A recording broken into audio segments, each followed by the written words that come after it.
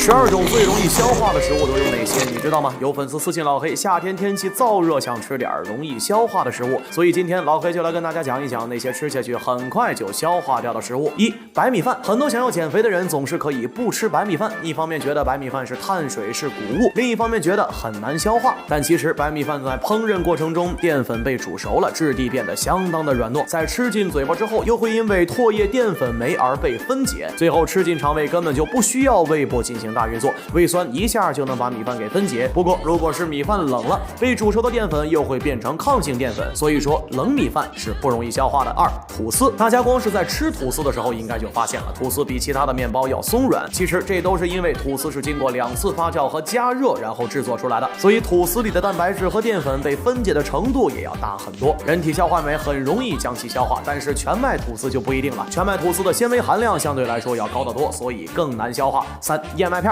燕麦因为富含膳食纤维，是一种吃下去让人很有饱腹感的食物，所以很多人觉得燕麦难消化，但同时燕麦也因为膳食纤维能够促进肠胃蠕动，消化的力度也会增大，而且被水泡过软烂的燕麦很有流动性，所以也就更容易消化了。除了这些，还有更容易消化的食物在后面。最容易消化的12种食物。4. 煮鸡蛋。不要以为煮鸡蛋吃起来噎得慌就是一种很难消化的食物，但事实是因为鸡蛋是一种高蛋白脂肪的食物，但那些蛋白质等物质会在高温下被分解，然后变得相当松散，所以有利于肠胃消化，但一次也只能吃1-2个，吃多了还是会造成不消化然后腹胀的。而且只要是经过高温烹饪的鸡蛋其实都很容易消化，但生鸡蛋不行，生鸡蛋的鸡蛋清中含有大量的抗胰蛋白酶，这种物质反而会阻碍蛋白质被分解。5. 鸡肉。鸡肉绝对是减肥中最常见的食物，尤其是鸡胸肉，除了富含瘦肉蛋白、维生素、矿物质等能给人体补充营养以外，也因为鸡肉中的脂肪含量很少，在经过烹饪之后，肉质也比牛肉、猪肉那些更松软，所以肠胃能轻而易举的消化掉。但是鸡肉虽然好吃，也一定不要吃太多。6.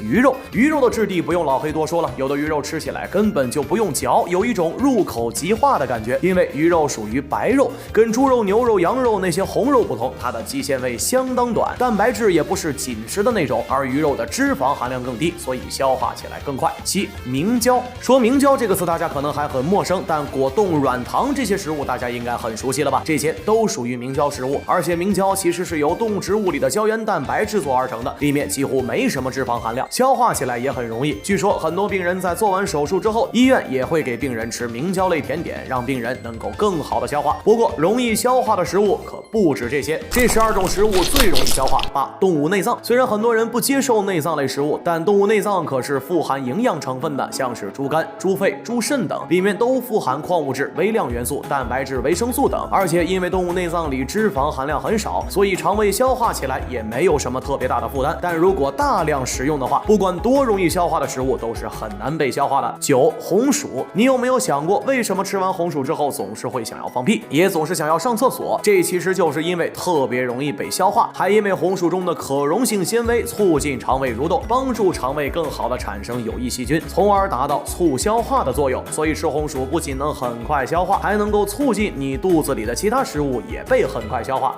10. 西红柿。